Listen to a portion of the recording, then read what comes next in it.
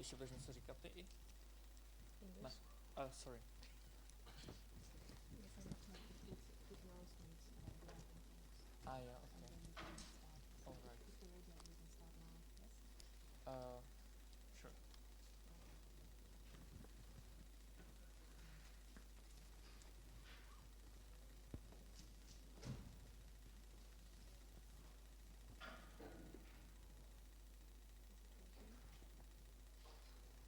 Should be.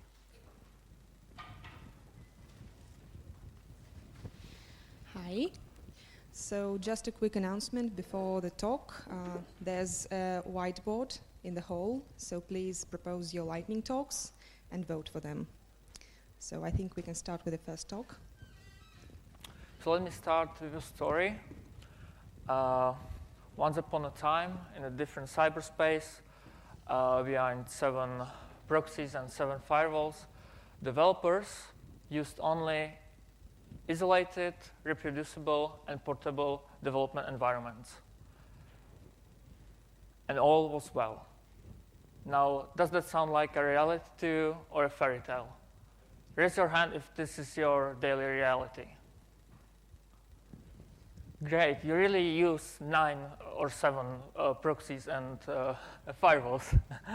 Right, so I believe you are at the right presentation. My name is Josef Stříbný, and my colleague is Tomáš Hrčka. We work at Red Hat, a developer experience team, and we were recently involved in packaging Vagrant for Fedora. And today we would like to shed some light on what is Vagrant and some basic notions about Vagrant components. And we would like to take you on a journey from the beginning, from creating the box and over the installation of Vagrant on Fedora and to the project's configuration in your Vagrant file that will be part of the demo at the end. And before I start, this presentation is open source, so it's available on GitHub, Stříbný/Vagrant-presentation, and not only you will find there the presentation, but also the associated comprehensive text for future reference, so you can go back, see the demo, and so on. And so, what is the goal?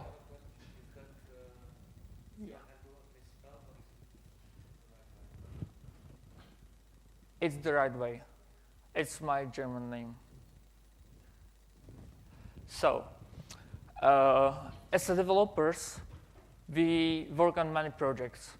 And what we want is that configuration and setup of projects A does not mess up on conflict with projects B. And we certainly don't want that project C messes up with our own workstation. So we need some kind of isolation. And also, we want to be able to recreate the development environment anytime and anywhere. So for that, we need the reproducibility, and we want portability because we live in a modern world when there are distributed teams across the whole globe, and they use different operating systems, and they all want to work and hack on the same project. But maybe you ask yourself, like, okay, so I make a virtual machine or I do a Docker container, like, I can do it myself, like, why care about Vagrant? So the question is how Vagrant can help us in this. And I believe one of the biggest selling points for Vagrant is that it's really, really easy to use, it's easy to set up, and it's even easier to use from a new developer coming to the team and to the new projects. And also in its 4 years of existence, Vagrant actually reached certain maturity and also a really large community, so it's becoming sort of a standard. So if you spend time creating your Vagrant files, it might happen that people already know how to use it. And one great thing about Vagrant is also that you can extend anything about Vagrant, and it's widely used. There are so many projects, Vagrant plugins out there that will help you with that. So if you want to start with Vagrant, you need to understand some basic notions behind some terms that we will use in this presentation, like guests, hosts, provider, provisioners, boxes, and Vagrant files. So let's dive in. Hosts and guests, you can simply imagine some operating systems, their detection and capabilities behind this. The host is obviously your workstation. The guest would be your virtualized environment. And the capabilities are simple things that you can, or Vagrant can, run on the machine. So in the case of hold, for instance, that would mean that on Linux systems, Vagrant would run shutdown command. The next and very important is provider, because Vagrant itself is somehow like just a glue. But the providers are the ones that connect your host to the guest. The default provider is VirtualBox, and Vagrant also comes with Docker support by default, but you can use any provider you like because there are so many plugins. And today we will give an examples with Libvirt because we are from Fedora project. It's very easy to use. The other thing is provisioners. You probably know Chef, Puppet, Ansible, configuration management for your boxes. And the nice thing is that if you are already using them to set up your production systems, you can just really reuse them in Vagrant files for your development environment. And finally, Vagrant boxes. These are sort of like format, package format, including the provider-specific image plus metadata. So it's sort of nothing else, just metadata and the image itself. And Vagrant file is then the definition of your configuration and the provisioning for your project on top of these boxes. So let's say you are a new developer on a project, or you just want to fix one small issue in an open source project. And if you check out the source and you are lucky enough that there is Vagrant file, you don't need to do anything else than just sort of Vagrant up, and Vagrant will bring your machine alive. It will download it if it needs to be downloaded, and it will spin up the machine. It will set it up, and depending on the configuration, you may end up with shared folders or forwarded ports and other configuration. So the key goal is that actually it feels like doing a local development on your machine. Also, when the machine is running, you can SSH to it if you need to, and if you use rsync for synchronization, you can use the Vagrant rsync auto command for bidirectional synchronization from your host to ghosts. And backwards, if you, for instance, use NFS shares, you don't have to care about it. It works out of the box. And when you're done doing your changes, you just do Vagrant halt at the end of the day. You can bring it up again in the morning, or you can just Vagrant destroy it forever if you don't care. So let's start from the beginning. You need some box, some Vagrant box. On top, you will build the Vagrant file for your project. So what is it necessary to do in order to create a box? You need to create your desired image, and you need to create a user Vagrant with sudo rights and no password. This way, Vagrant can actually run the commands for you, run the provisioning, and so on. And surprisingly, Vagrant uses SSH to access these machines. So you need to have SSH set up and running. And then you can just package the box. But please remember that boxes really depends on the providers. So in my example, that would be a libvirt. Also depends on the operating system. So for Fedora 21 server, it might be a little bit different to CentOS or something else. And also, it depends on the provisioner. If you want to use the provision later on, it should be installed on the machine. So first, we need SSH if you don't have it. On CentOS, you would install OpenSSH server package, and you will make sure that the service runs with the start of the machine, because otherwise, of course, Vagrant wouldn't be able to connect. On Fedora 21 server, for instance, this is done by default, and you don't need to care. To set up an SSH access, you need to copy the SSH keys for Vagrant user, so it can the Vagrant can later use these keys to sign in. And as I said, you need to set up no pass for access for Vagrant user, so that you can do on Fedora with sudo vsudo and set it up there. Also, please note that you should not be using require TTY option, because Vagrant, of course, does not use the real terminal, so that would not work. And one little thing is SSH agent forwarding. This is not necessary, but it's very handy because then your guests can reuse the keys from the hosts, which may be very interesting. And so if you have your desired image, you install there whatever you wanted, you set up the Vagrant user and so on, and you want to package it as a box to use it in Vagrant. So in my example, with the libvirt provider, I have the image file. For instance, if I created it using Word Manager, it's in my storage pool, I just copy it, and I rename it to box.img. This is specific for the Vagrant libvirt plugin. I can include optional Vagrant file with my defaults, but I don't really need to do that because the most basic defaults are already there. And then I need metadata JSON that will tell Vagrant what kind of provider I use, what kind of format of the machine I use, and then for the libvirt also the virtual size. So yeah, and the last thing, of course, is to sort of package it up.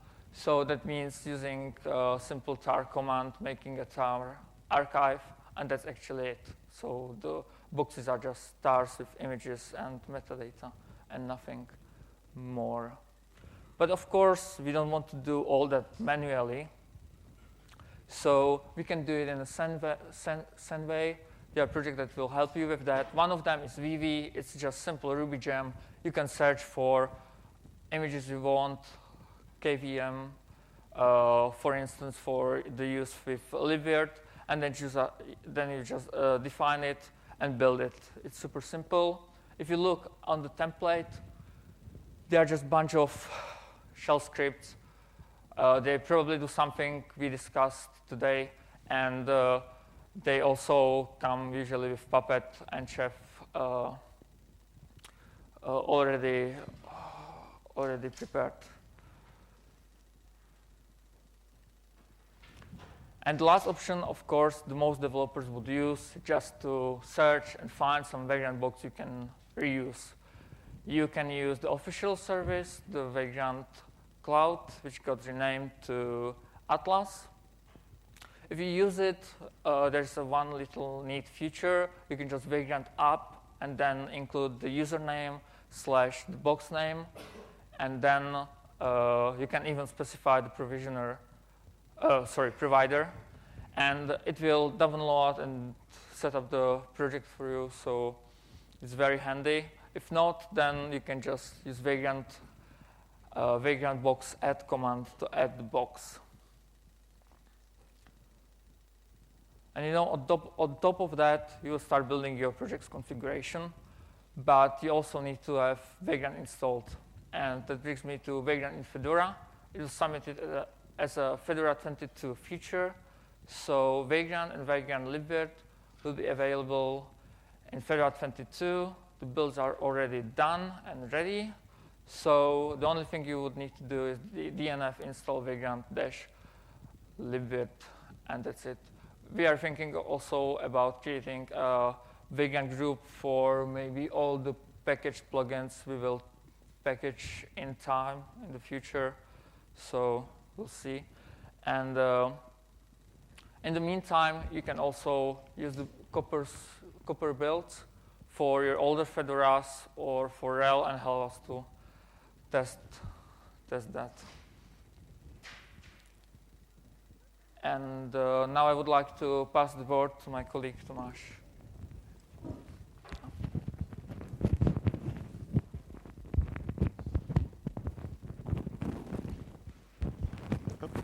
Hi guys, can you hear me? Okay, so my name is Tomáš, and I'm going to tell you something more about Vagrant files.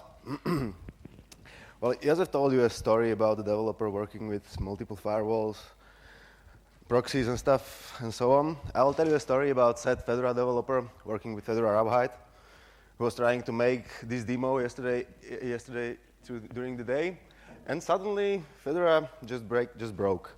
So I had to provision all the things from the beginning, and I started to think about, well, it's Vagrant presentation, so why should I not use a Vagrant to present Vagrant?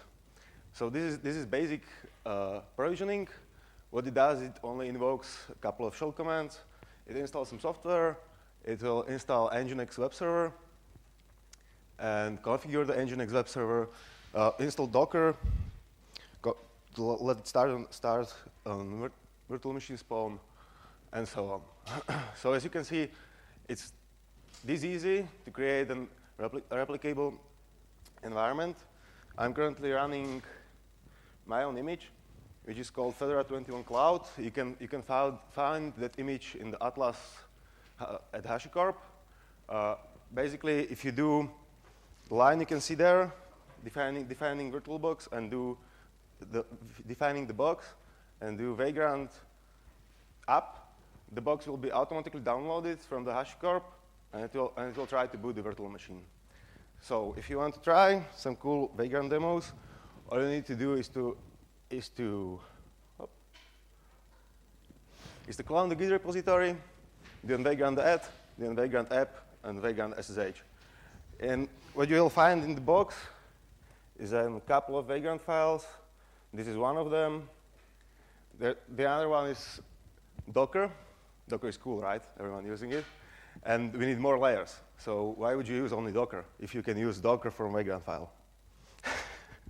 So what this Vagrant file does, it takes the default directory and tries to build Docker file inside. If you have the Docker file, it will be built. It defines a Vagrant file for an host VM. What does that mean? That if I run Vagrant app with this Vagrant file, it will build the container, create a virtual machine,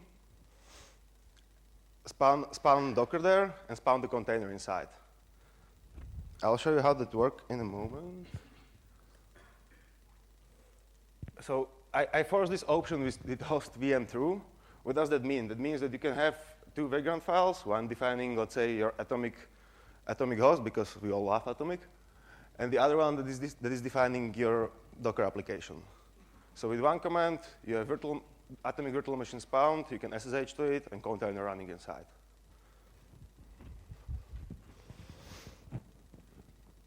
There's another demo. For example, if you want to do a multi-node deployment with Vagrant, it's quite easy. You just config define virtual machine. You can define different boxes for each of them, and you can configure networking. I don't know how many of you have ever worked with Virtual Manager and libvirt, but if you want to set up more complex networking with Virtual Manager, it can be pain. With Vagrant, it's really easy. You just take your virtual machine, add a private network, get its static IP or dynamic IP using column DHCP. and it will automatically add the device to your virtual machine, and you have networking capabilities all around. You can also do bridge networking pretty easily. If anyone of you ever set up this in Virt Manager, you know it's not that easy. And usually it breaks host networking, right? So the first Vagrant file I have shown you was just basic. Yep. Was just basic. Better? The first Vagrant file I showed you before was just basic provisioning using shell commands. This is using Vagrant's plugin, Vagrant's provided plugin with Ansible. So I have my playbook with some configuration.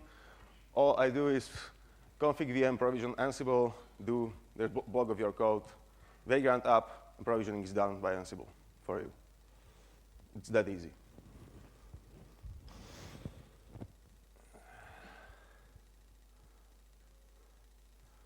So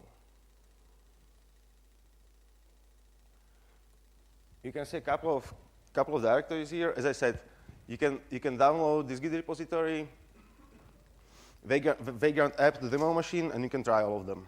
I won't be running them here because building all the machines, it took time, so it won't be that fast for a demo. But as I said, they are public, and you can use them. I have made an unofficial Fedora boxes, a couple of them. They are available at the HashiCorp. It's Fedora 21 Cloud and Fedora Atomic Image. So please test them, try them. They are not official. They have nothing to do with Fedora infrastructure and things. I only used Fedora QCode images from Koji, set up the basic Vagrant environment there. I used Fedora Cloud because it's really minimal. There's nothing there. It's 300 megabyte image. I did not add any software. So it's just the basic image. It's up to you to provision them and use them. And as for Fedora Atomic, is built or composed from 2 weeks from now. Internet. So the Fedora Atomic image is old, about a week, but you can boot it up, Atomic upgrade, and it should upgrade to the latest snapshots. And that will be basically it. Do you have any questions, guys? Can you also define the domain, like local DNS? Yes, you can. Defining, are you asking about defining a host name or domain name? Like I would like to have, for this thing, get more information, something like master the business to the local, so that I can, if it actually works with DNS, but I would like to have it like a local value. Yes, you can do that. You can set up the multiple.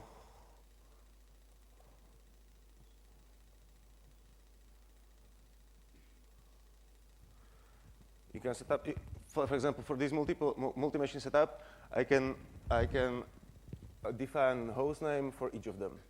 So I will do just something like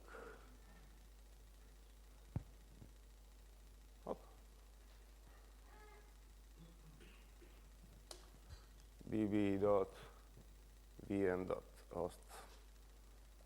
name, and that's all. You have defined your own host name. If you want a dynamic DNS or something like that, you can use a virtual machine, which will spawn the domain name server, and all the other guests will just connect to it and get the domain name from there.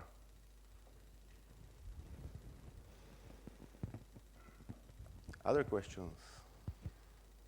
I would like to kind of have an atomic being provision, and I want to kind of put thousands container on them. Can Vagrant help you in that? Can you repeat it, please? So I want to atomic instance,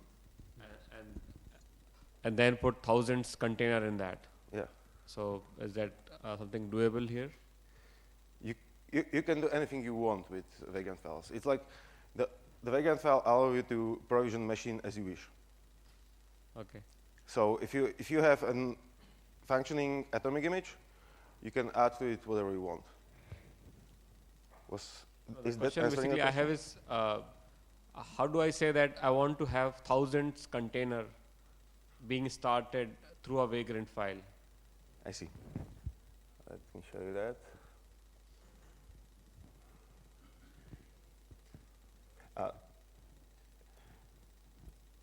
As for start, a Vagrant file is just a Ruby source code. So it's nothing else than Ruby DSL, and you can do something like this with your this is multi-machine definition with Docker in mind. So as you can see, I have defined a couple of containers there. What you can do always, it's 1,000 times do begin. There's your cycle, which will create thousands of containers for you from one image, from different images. It really does depends on you. It's, as I said, Vagrant file is in DSL. It's domain-specific language. It allows you to specify and almost program whatever you want. So if you want to spawn thousands of machines, you will just need to write simple for, which will run 1,000 times Docker run your container. Okay, so I have a different question which might not be suitable, not related to Vagrant here. What I would like to have is basically a physical machine in which I configure atomic and then install thousands container on that. So what approach should I follow in that case? Yes, you can, with Vagrant, you can use Docker Provisioner and Docker Provider. If you are using Docker Provider, that does mean you're specifying some machine where the Docker containers are run. And this can be a bare metal physical machine. So you can set up, for example, if I run this Vagrant file, it will spawn those containers on my local machine. Because I did not define any virtual machine where it should be spawned. So you can use Docker daemon running on your bare metal, for example. So how do I define the address of that? That's a tricky question. By default in Vagrant, you use local services. And I'm not sure if now you're able to do so, but you can always mount your Docker socket and do it from machine where you are running the Vagrant, right? If you've been mount your Docker socket in the machine you want, you can always use it. Okay, yeah, thanks.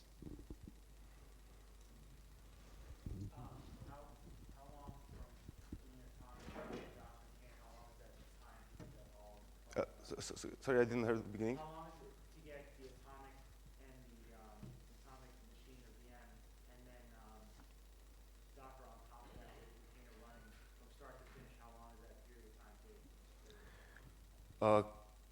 From couple of seconds to couple of minutes. Okay. It really does depend if you have the box. If you have the box on your local machine and you just run it, booting atomic is like 8 seconds or something like that, and booting container inside another couple of seconds. When I did some testing on my corporate workstation, I was able to spawn a couple of thousands of containers in less than 5 minutes. Yep.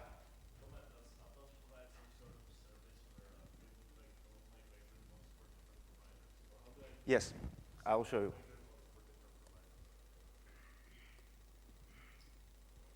I'll show you that. Whoop. Or I won't. Where are you? Although, oh, just broken. Our Atlas itself is a simple web service. I'm out of internet connection. It's a simple web service which allows you to upload your Vagrant boxes inside. They have a couple of concepts, which is called two of them, which is called development and operation. As a developer, I can upload my images and version them in the Atlas as I wish, and I can release every version or each version I want. So, for example, I have 5 versions of Fedora Cloud image, but I have released only one. Only one is publicly available for all of you, but I can see 5 of them because I have my own 5. What you have to do is to upload the Vagrant boxes there, and that's not always quite fast. You can specify an URL.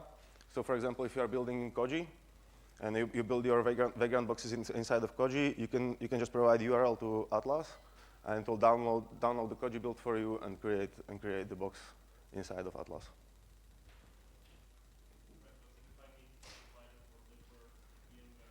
You always specify a provider, but I don't have internet connection, I think. You always specify when you are creating a new box.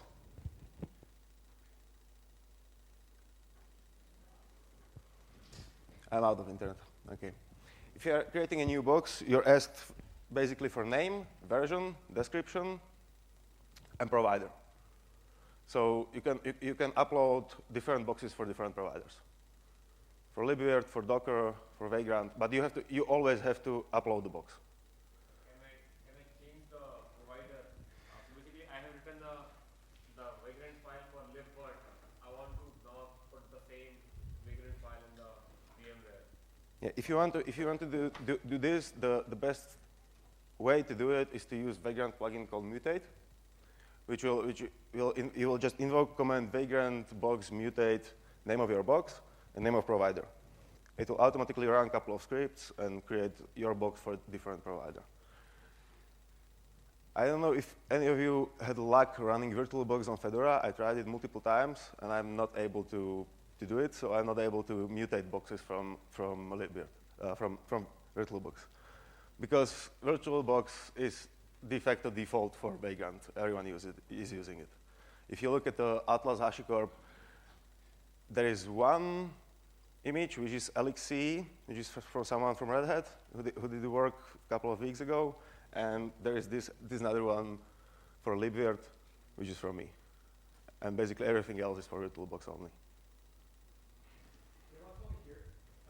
So you don't need to run VirtualBox on your Fedora. It's enough. You have to do a new image something tools, and then the Vagrant mutate plugin, and you can convert from VirtualBox to libvirt, for instance. So there's a plethora of images for VirtualBox, but So I don't need only virtualization image something. Yes. Okay, thank you. Well, I tried it without VirtualBox, but the mutate plugin started hanging on something. When I was trying to install it, I was missing some headers from VirtualBox. It started saying something about you need VirtualBox devel package or something like that. But it may have changed.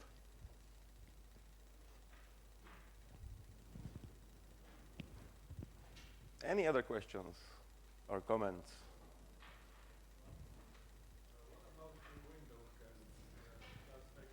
Yes, you're able to run Windows guests in Vagrant only in VirtualBox right now.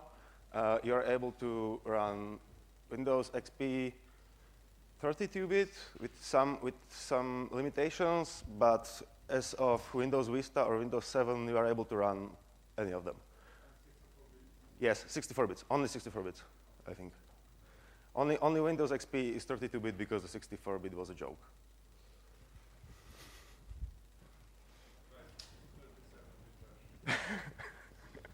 Well, if you have multi-lib issues in Fedora, you can easily end up with 48-bit Fedora.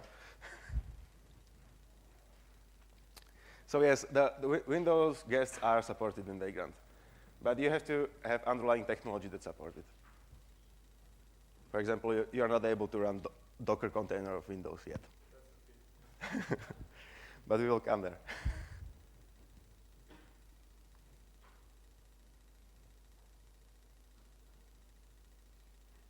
Okay, so thank you very much.